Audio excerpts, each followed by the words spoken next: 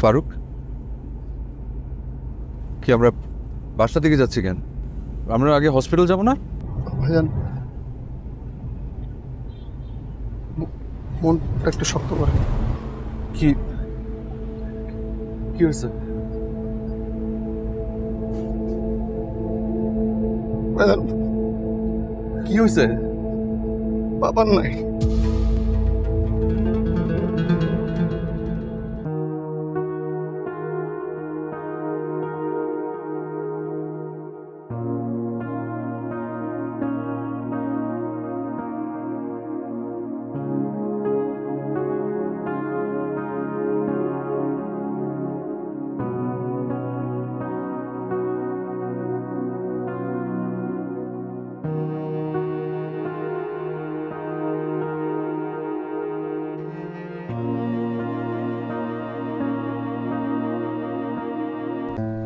দেখো ভাতিজা, যা হওয়ার তা তো হয়ে গেছে।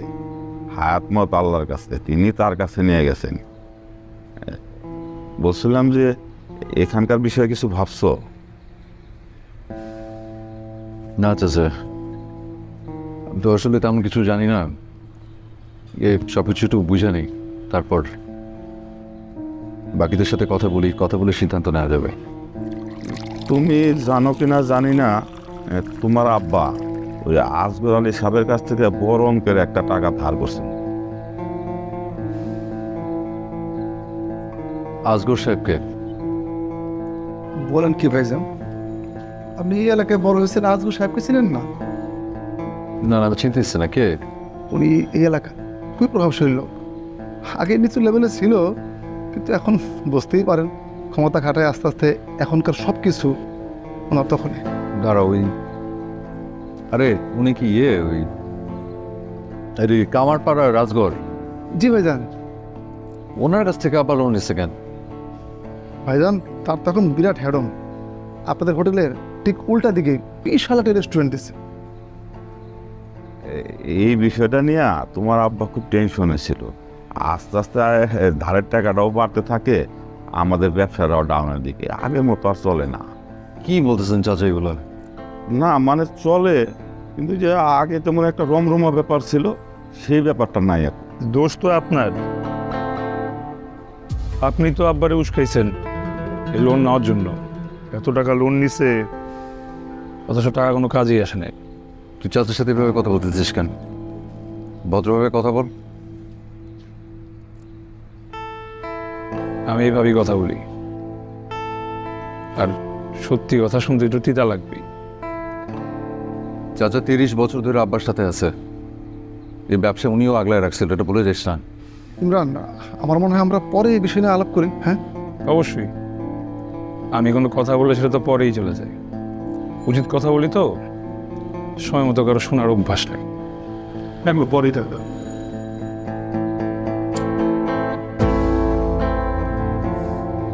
ভাইয়া, ওর কি হয়েছে ফারুক? ঠিক আছে, অসুবিধা নেই। আচ্ছা, আপনি ওকে আমার সামনে সিগারেট ধরে এলো চাচার সামনে? না না ভাইয়া। না না, ঠিক আছে।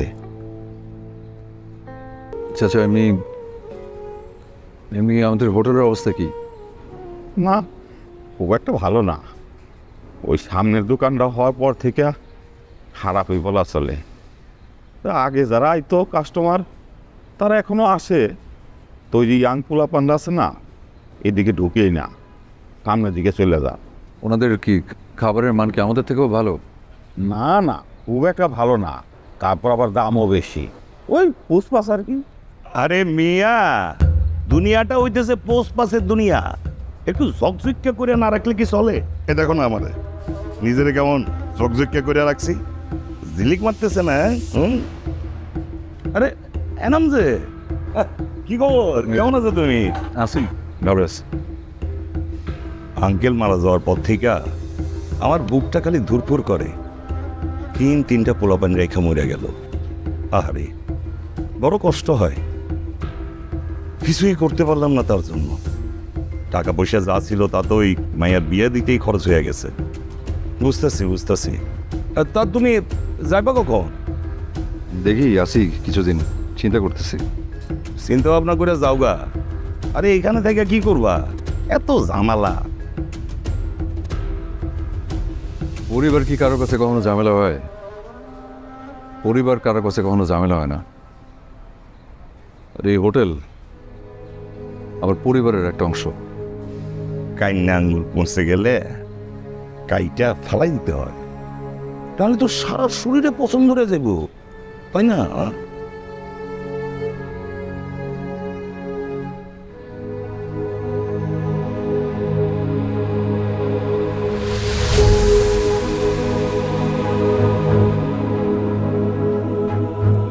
আব্বা নাই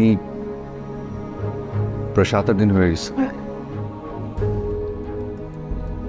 এখন আব্বার অবর্তমানে আমাদের পরিবারের কিছু সিদ্ধান্ত নেওয়া দরকার। তো আম্মা যেহেতু এখন মুরব্বী, আম্মা তুমি কিছু বলো। যে মা, আপনি বলেন। আমি তো কখনো পরিবারে কোনো সিদ্ধান্ত নেই নাই রে। যাবতীয় সিদ্ধান্ত ব্যবসার পারিবারিক তো আব্বাই নিত। এখন আমার আসলে বলার কিছু নাই রে।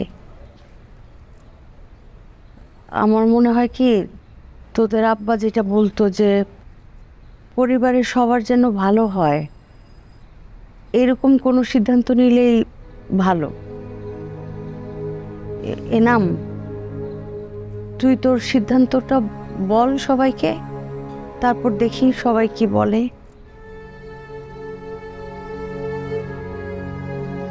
আমিও তো 3-4 বছর ধরে দেশের বাইরেই আছি, তো নিজের ব্যাপারে নিজেই কিছু বুঝতেছি না। আমি কি ওইখানে থেকে যাব নাকি এখানে চলে আসবো জানি না এখনো।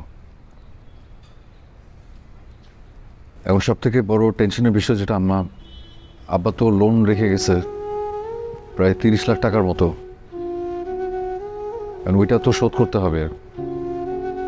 আর আমাদের তো কিছু নাই, আমাদের আছে ওই ভিটা বাড়ি, পুকুর, অল্প কিছু জমি, ওগুলোর ব্যাপারে আমরা পরে সিদ্ধান্ত নিব। তো সম্পত্তি বলতে আছে তো শুধু ওই হোটেলটা। তো আমি যেহেতু দেশের বাইরে থাকি, আমার মনে হয় ভালো হয় যে ইমরান হোটেলটা সামলাইলো আর আমি বিদেশ থেকে টাকা পাঠাইলাম। আমরা সবাই মিলে যদি ওই লোনটা শোধ করে দিই, একটা বড় টেনশন শেষ হবে। তারপরে আমরা সব গুছায় আমরা নতুন করে শুরু করলাম। না, আমি পারবো না। আমি এসব হোটেলের দায়িত্ব রেতো নিতে পারবো না। ভাতের হোটেলের ব্যবসা আমি করতে পারবো না। আমরা আলোচনা করতেছি ইমরান, এখনই পাট করে কথা বলে ফেলিস না। বাট করে কথা বলবো তো, হুট করে তুমি 3-4 বছর পরে এসে তুমি যা ইচ্ছে সিদ্ধান্ত দিয়ে দিবা? 4 বছর একটা মোবাইল ফোন পাঠিয়েছো দেখে তুমি সব সিদ্ধান্ত দিবা আমার? হ্যাঁ, আমাদের টাকা কেন নাই? কারণ তোমাকে বিদেশ পাঠানোর জন্য জমি জমা যা ছিল সব বিক্রি করে দিচ্ছে। টাকা থাকবে কোত্থেকে এখন? ইমরান প্লিজ মাথা ঠান্ডা করো, মাথা ঠান্ডা করে আলোচনা করো। এখানে ভাই বোনদের মধ্যে আলোচনা হচ্ছে, একটু চুপ থাক, কথা না বলা বেটার। কি বললি তুই এটা? ও কথা বলবে না কেন? ও কি ফ্যামিলির অংশ না? কি মা, ওকে আমার হাজব্যান্ড না? ও কথা বলতে পারবে না কেন? তোর হাজব্যান্ড ফ্যামিলির অংশ, আর আমি তোর বড় ভাই। চুপ থাকতে বলছি, চুপ থাকবি। ইমরান একটু থামবি? না, কোনো থামাথামি নাই তো। কেন থামবো আমি? হ্যাঁ, আমি কেন ভাতের হোটেল দেখতে যাবো? না, আমার কি আর কোনো কাজ নাই? ভাতের হোটেলে আমি ইয়ে করবো? তোমার যদি এত শখ থাকে, ওই ভাতের হোটেলে তুমি গিয়ে ম্যানেজারই করো, বিদেশ যাওয়ার দরকার নেই তোমার। ইমরান,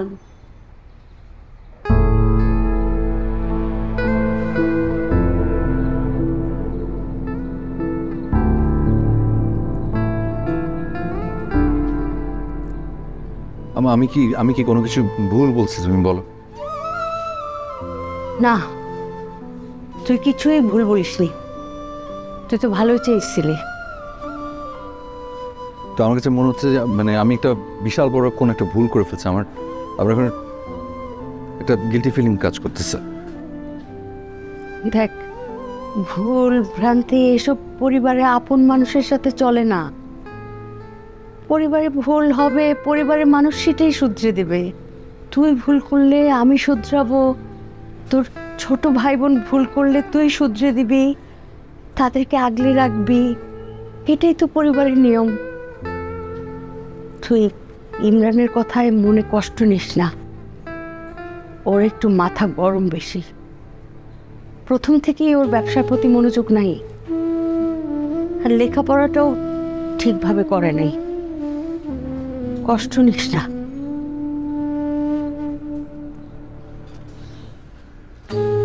আমি এখন এখন কি করব বলো? তোকে যেতে হবে কবে? যদি নন পেড লিভ নিই তাহলে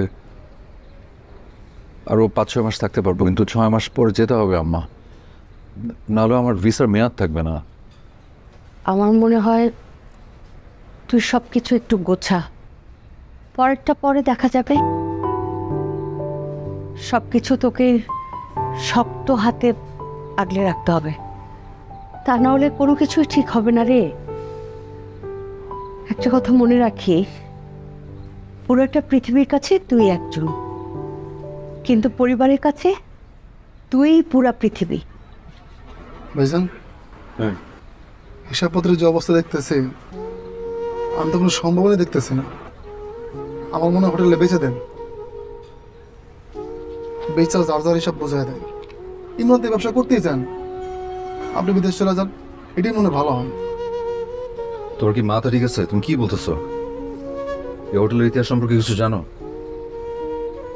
আব্বা আব্বা প্রথমে এসে এখানে ছোট্ট একটা হোটেল দিছিল, 7-8 জন বসতে পারতো। আজকে দেখো কত বড় করছে। আর ইমরান নাক ছিটকায় না, এটা ভাতের হোটেল, তার খুব গায়ে লাগে। ও কি ভুলে গেছে এই ভাতের হোটেল থেকে আমরা সবাই চলছি, বড় হয়েছি? এই হোটেল টাকা দিয়ে আব্বা সমস্ত কিছু করছে। আমরা চাইলে আমার হোটেলটা বিক্রি করে দিলাম, বিষয়টা তো সহজ না। কিন্তু আমি একটা জিনিস বুঝতেছি না ফারুক, আমাদের হোটেলের এত সুনাম, কিন্তু আমাদের আমাদের কাস্টমার এত কম কেন? ওই যে ওই হোটেলের জন্য আমি বলি কি ভাইজান, ডেকোরেট করেন, এসি টিসি লাগান, দেখবেন লোক ঠিকই আসবে। কিন্তু আমাদের এখানকার যারা কাস্টমার তারা তো মধ্যবিত্ত, ওরা ওই মানে সকাল অফিসে যাওয়ার সময় একটু নাস্তা করে, দুপুরের খাওয়াটা একটু খায়, যাতে ফ্রেশ খাবার খাইতে পারে কম টাকায়, এই তো। না, ও তোমার পায়ে গেছি, ভালো হইলো। নাও এই সিডিটা একটু পড়ো। কি এটা? ওই যে 3 মাসের মধ্যে আমার পাওনা টাকা না দিলে দোকানটা তো সাইরা দিতে হইব। ব্যবসার অবস্থা ভালো না, বুঝছো? টাকা পয়সার অনেক টানাটানিতে আছে। উত্তরখানে একটা দোকানের অ্যালটমেন্ট দিয়েছি, 3 মাস পরে কাজ ধরবো। তা 3 মাসের মধ্যে তো টাকা দিতে পারবে বলে তো মনে হয় না। কে বলছে আপনার? আপনার কেন মনে হলো যে 3 মাসের মধ্যে আমরা টাকা পরিশোধ করতে পারবো না? আপনি যেটা ভাবতেছেন সেটা তো নাও হইতে পারে। না মানে টাকা দিতে পারলে তো আর তোমার আব্বা লোন করতো না, তাই না? শোনো, তোমার আমি একটা প্রস্তাব দিতেছি, খুব ভালো প্রস্তাব। আমি তোমাদের আরো 15 লক্ষ টাকা দিতেছি, পজিশনটা ছেড়ে দাও। মানে দোকানটা আমি লয়ে ফেলি, আমার আসলে ওই এক রেস্টুরেন্টে পোষাইতেছে না। তবে তোমার বাবার সম্মানার্থে আমি কিন্তু নাম চেঞ্জ করবো না, নাম যা আছে তাই থাকবে, খালি মালিকানা পরিবর্তন হয়ে যাবে। তো চিন্তা করে দেখো সিদ্ধান্ত, প্রস্তাবটা কিন্তু ভালো।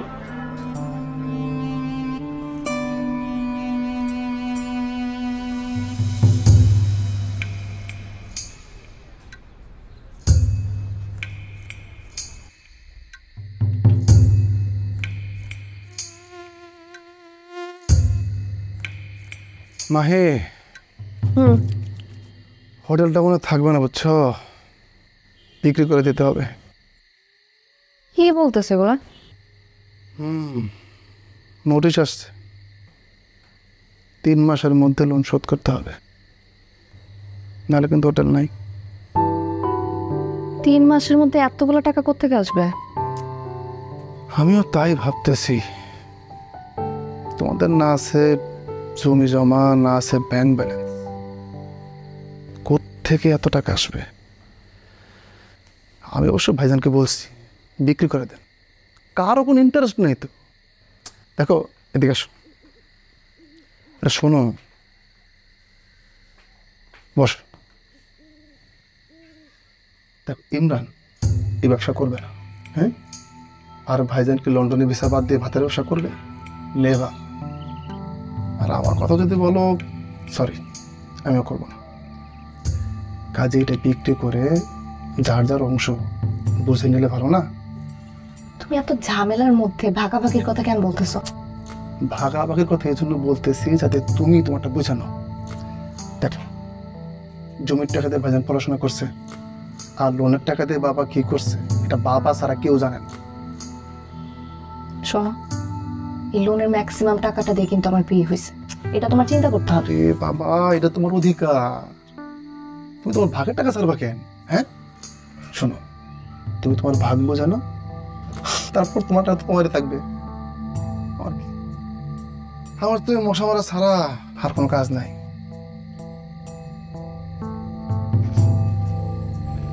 কি বললাম বুঝছো?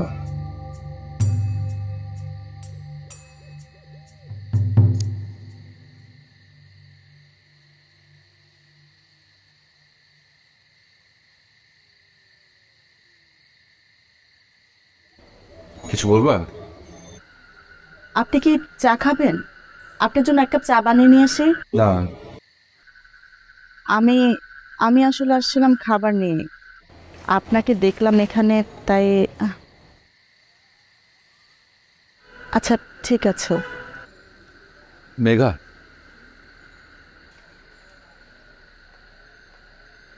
সে ওই শেষবার মাহির বিয়ের সময় যখন আসছিলাম তখন আব্বা আমাকে তোমার কথা বলছিল। তোমার আব্বার সাথে মনে হয় বিয়ের ব্যাপারে কথাবার্তা বলে রাখছিল। আমি আমি আব্বাকে তখন কিছু বলি নাই, বলার মতো কোনো সিচুয়েশন ছিল না। আর এখনকার সিচুয়েশন তো জানেন।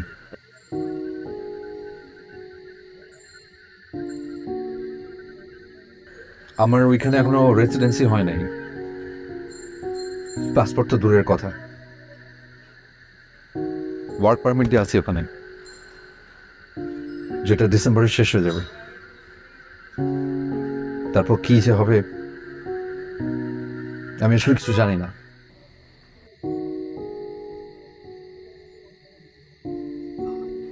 মেঘা, তুমি খুব ভালো একটা মেয়ে, তুমি অনেক ভালো কিছু ডিজার্ভ করো। আমি আসলে তোমাকে কোনো কিছু নিশ্চয়তা দিতে পারবো না, আর এই অনিশ্চয়তা নিয়ে অপেক্ষা করার কোনো মানেও হয় না। তুমি অনেক বুঝদার মেয়ে, আমি কি তুমি পুরো সিচুয়েশনটা বুঝতেছো? জি। তুমি কি আমার কথা শুনে কষ্ট পেয়েছো? না, আপনার আপনার যদি কোনো হেল্প লাগে আমাকে বলবেন। আপনার জন্য কিছু একটা করতে পারলে ভালো লাগে।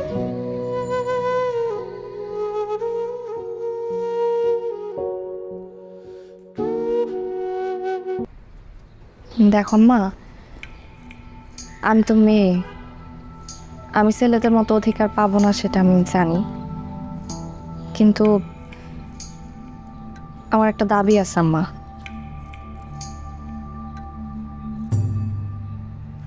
এইভাবে তাকাইতেছো কেন? আমার কি কোনো দাবি থাকতে পারে না? অবশ্যই পারে। আমার সামনে কি হবে কি না হবে কিছুই কিন্তু বোঝা যাইতেছে না। আমার মনে হয় কি হোটেলটা বিক্রি করে দিলে সবার জন্য ভালো হয়। মানে এটা থাকার আসলে কোনো মানে দেখতেছি না। তার চেয়ে ভালো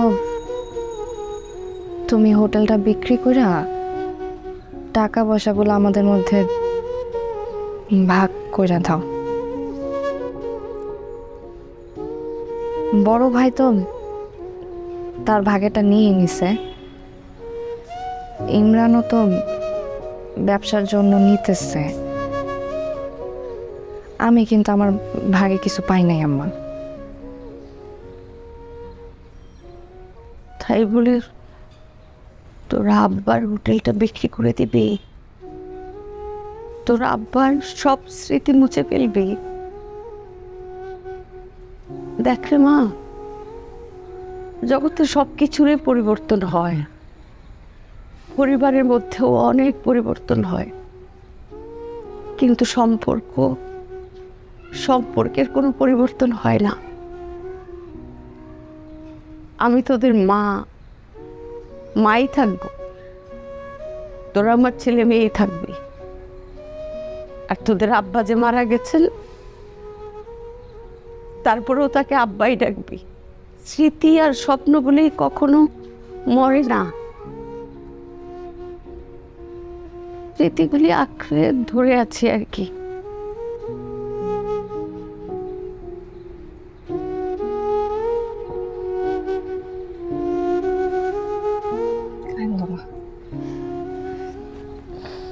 সম্পর্কের পরিবর্তনের কথা কি আমি বলছি? আমি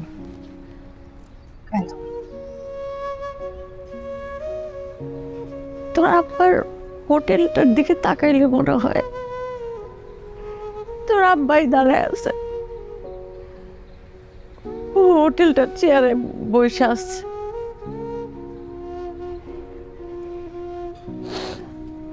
আমা, হোটেলটা আসলে আর চলবে না। মানুষকে মনে রাখতেছে না, তুমি স্মৃতি না পড়ে থাকবা।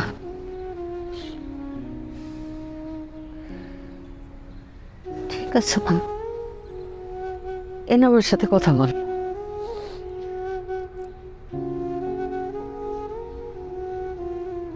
ঠিক আছে মা,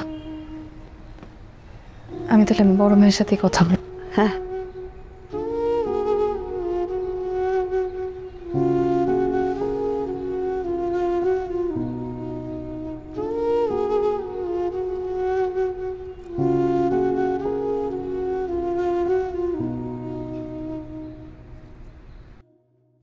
তুমি এতক্ষণ খাও নাই কেন মা? তুমি খায় নি তা?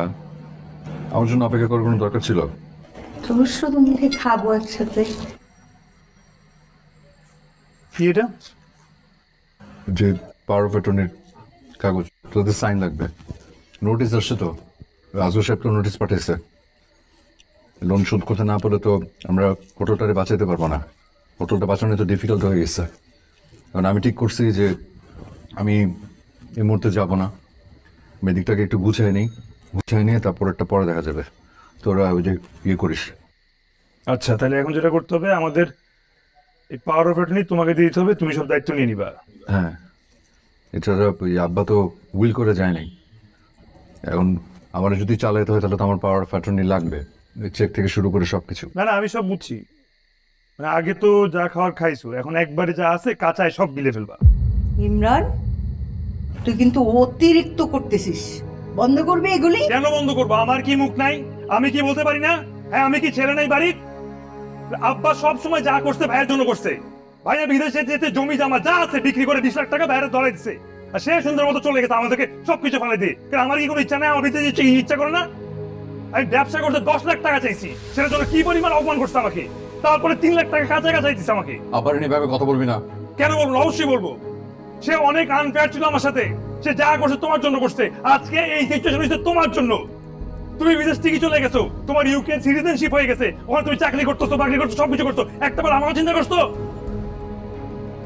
এই, তোকে কেউ পড়াশোনা করতে না করছে? কোন রকমে তো এইচএসসি পাস করছিস, তারপরে তো আর গ্রাজুয়েশন কমপ্লিট করছ নাই। এত টাকা করছ কেন তুই? তো কি হয়েছে? আমি ইন্টারমিডিয়েট পাস করছি, আমার বাপ ইন্টারমিডিয়েট পাস করছে, তো সে ব্যবসা কর নাই? আমি ব্যবসা করতে চাইলে দোষ। তুই কেন থামবো? আপনি চুপ থাকা লাগবে, কোনো কথা বলবেন না। আর তোর দোষ আছে, তোর এখানে তো ধুমধাম করে বিয়ে করতে হবে। হ্যাঁ, বড় কমিউনিটি সেন্টার লাগবে, সবাই দাওয়াত দিতে হবে, গয়না লাগবে, এই লাগবে, সেই লাগবে। কেন উঠোস নাই আমাদের অবস্থান তখন? কি সব ফালতু কথা বলতেছিস তুই? হ্যাঁ, আমার বিয়ে নিয়ে কোনো সকালে থাকতে পারে না? ইমরান অনেক হয়েছে, এবার তুই থাম, দয়া করে থাম। কি চিৎকার করতেছিস? কি নিয়ে? পাওয়ার অফ অ্যাটর্নি নিয়ে? পাওয়ার অফ অ্যাটর্নি মানে বুঝিস? এটার মানে কি? এটা মানে হচ্ছে দায়িত্ব নেওয়া, সব কিছুর দায়িত্ব। এই লোনটা আমারই পরিশোধ করতে হবে, আমারে। আর পাউন্ড কামাইতেছি, ওই পাউন্ডটা কামাইতে কতখানি কষ্ট করতে তুই জানিস? হ্যাঁ, কামাই তো তুমি একদম উল্টায় ফেলছো। তুমি তো উল্টাবা, তুমি বড় ছেলে না, তুমি তো মহান, তুমি যা করো সব ঠিক, আর আমি যখন করি সব ভুল। তুমি যদি আসলে এই বাড়ির কথা চিন্তা করতা, এই পরিবারের কথা চিন্তা করতে, তুমি জীবনও বিদেশে যেতা না। আমি জানি না এখন এই পাওয়ার বাটনে সাইন করে দেবো, তুমি কি করবে পরে? সোজা 50 লাখ টাকাতে বিক্রি করবা, 30 লাখ টাকা লোন শোধ করে 20 লাখ টাকা নিয়ে বিদেশ। ইমরান, এই আমিও শর্ট করতে পারি, শর্ট করে তুমি আমার সাথে আমিও শর্ট করতে পারি। আমি কিচ্ছু সই করবো না, কিচ্ছু না। ইমরান,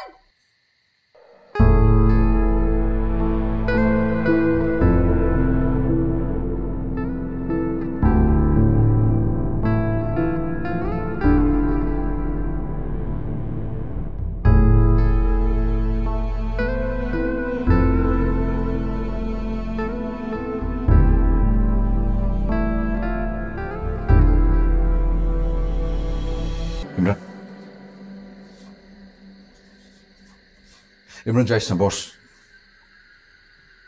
তোর সাথে আমার একটু কথা আছে, বস প্লিজ।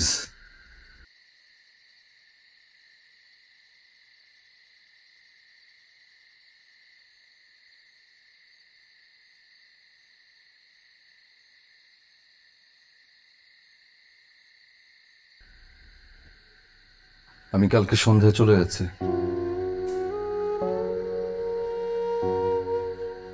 আমার থাকা না থাকে কিছু আসে যায় না।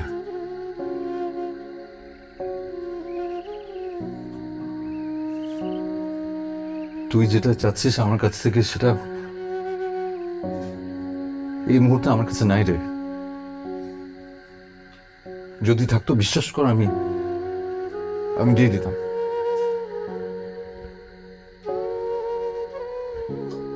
আমার উপর তোর অনেক রাগ, তাই না?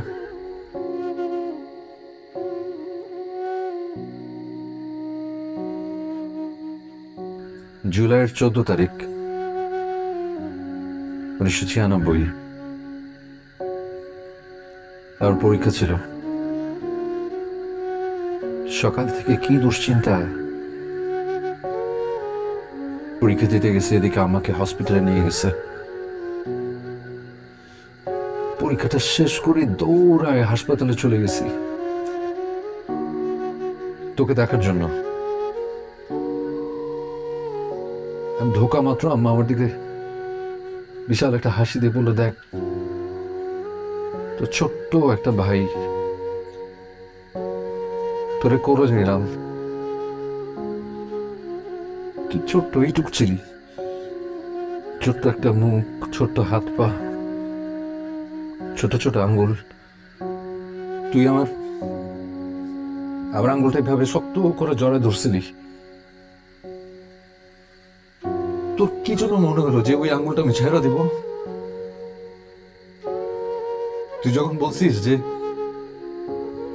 আমি নাকি সবকিছু নিয়ে নিব, আমার খুব কষ্ট লাগছে রে। ভাই কি ভাইয়ের জিনিস নিতে পারে বল? তোর কাছ থেকে আমি কি নিবো যেখানে আমি আমার নিজের কলিজাটা তোরে দিয়ে রাখছি? হ্যাঁ, একটা জিনিস আমার চাওয়ার আছে, সেটা হচ্ছে ভাইয়ের ভালোবাসা, সম্মান। যদি তুই সেটা দিস,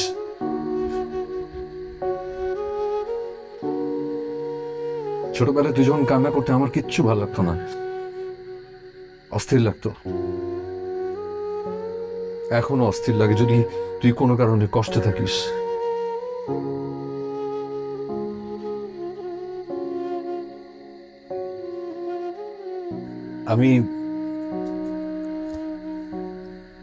আমি যা কিছু ছিল সবকিছু তোদের নামে লিখে দিচ্ছি, তোর আর মাহির নামে। আমার ভাগেরটা আমার কিছু লাগবে না, আমার কাছে তোরাই সব। আর যাই হোক, আমি তোদের হারাতে চাই না। আর সরি, আমার ভুল হয়েছে। আমি আব্বার কাছ থেকে টাকা নিয়ে বিদেশে পড়তে চলে গেছিলাম, আমার উচিত হয় নাই। নিজের কাছেই আমি গিল্টি ফিল করতেছি। আমি সব ফেরত দিদি করে একবারে সব পারবো না, কিন্তু আমি যত তাড়াতাড়ি সম্ভব আমি ফেরত দিয়ে দেবো। ওই টাকাগুলো থাকলে এখন তোদের কাজে লাগতো, তোর মায়ের অনেক উপকার হইতো। আমি ফেরত দিয়ে দিব।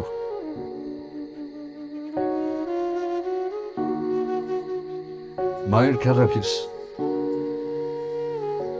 তোর সাথে খারাপ ব্যবহার করিস না, ভালো থাকিস। আমার ভুল বুঝিস না রে ভাই, আমার ভুল বুঝিস না। আবার হোটেলের বাইরে ফরসেল জোড়া দিয়ে আসছি, তোর আর ইমরানের নাম্বার দেওয়া আছে। লোন নেওয়া আছে বলে হয়তো দাম একটু কম পাবি। আমি তো আর এত কিছু বুঝি না ভাইয়া।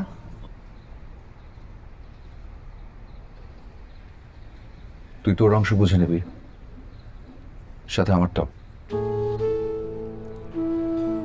মানে মানে আমি আমার অংশ ছেড়ে দিচ্ছি। আগে যেখানে সবকিছু 6 ভাগ হইতো সেখানে এখন 4 ভাগ হবে। 2 ভাগ ইমরানের, 1 ভাগ তোর, আর আরেক ভাগ আমার। ঠিক আছে, আমি কোচ কাছে আমি যাই। আম্মা আমি তো শুধু আমার কথা বলছিলাম। হ্যাঁ, তোর কথাই তো বলছিস। আরে বোকা মেয়ে, তোর যদি টাকা পয়সা লাগতো তোর বড় ভাই আছে, তার কাছে চাইতি। জানিস, তুই যখন বেশ ছোট 5-6-এ পড়িস, তখন একটা গাউনের জন্য এমন কান্নাকাটি শুরু করলি, তোর আব্বা তোকে কিনে দিতে পারলো না। আমার এ নাম তখন ভার্সিটিতে মাত্র ঢুকেছে, টিউশনি করে। তোর কান্নাটা না এ নামের সহ্য হয় নাই। সে ওই টিউশনির টাকা জমায় জমায় তোকে কিন্তু গাউনটা ঠিকই কিনে দিছিল। জীবনে এমন কি কোনোদিন হয়েছে যে তুই কিছু চাইছিস তোর বড় ভাইয়ের কাছে, আমার এই নাম সেটা তোকে দেয় নাই? এমন কি কিছু হয়েছে? যা চাইছিস আমার এই নাম তাই দিছে। তোর আব্বা বলতো যে আমার বড় ছেলে এই নাম আমার সব ছেলে মেয়েদেরকে আগলায় রাখবে।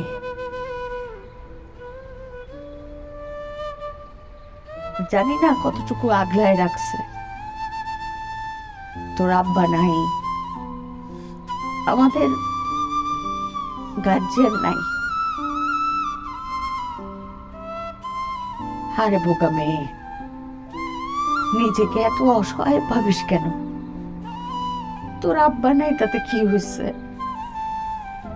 তোর বড় ভাই তো আছে, আমার এ নাম তো আছে। যা কিছু লাগবে বড় ভাই কি বলবি, তার সাধ্যের মধ্যে সে করবে।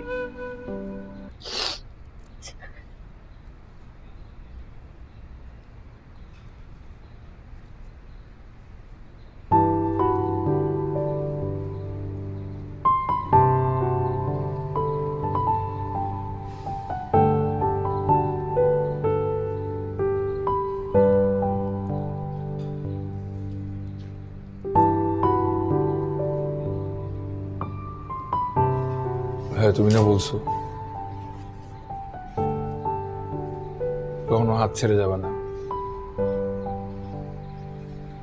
এখন কেন চলে যাচ্ছ?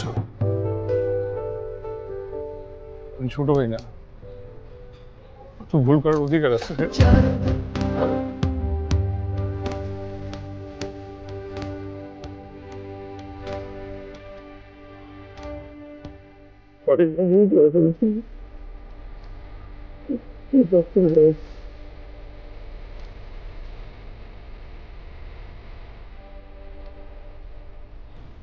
সরি ভাইয়া, মাফ করে দিন তুমি।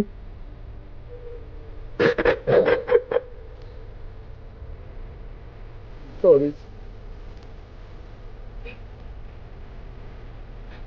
আমরা সবাই মিলে টাকা ম্যানেজ করে ফেলতে পারবো, এটা কোনো ব্যাপার না। আমার ডিপিএস 3 লাখ টাকার মতো হবে, মা ঘনা বিক্রি করছে, আমার বাইকটা তো এখন বেঁচে দেওয়ার বয়স হয়ে গেছে। আমার বিয়ের গড়াগুলো বিক্রি করে দেবো ভাইয়া। I'm sorry ভাইয়া, I'm sorry. I'm sorry ভাইয়া। আমি সব গড়া বিক্রি করে দেবো, কিছু দরকার নাই। মা, আমার কাছে অল্প কিছু টাকা আছে, সবাই মিলে যদি একসাথে হই তাহলে দেখবি খুব অল্প সময়ের মধ্যে আমরা লোনটা শোধ করে ফেলতে পারতেছি, বুঝছিস? আমার এনাম, ইমরান, মাহিন একসাথে হয়ে গেছে। তোদের আব্বা দেখছেন আমাদের পরিবারের শক্তি বেড়ে গেছে, আর কোনো অন্ধকার থাকবে না।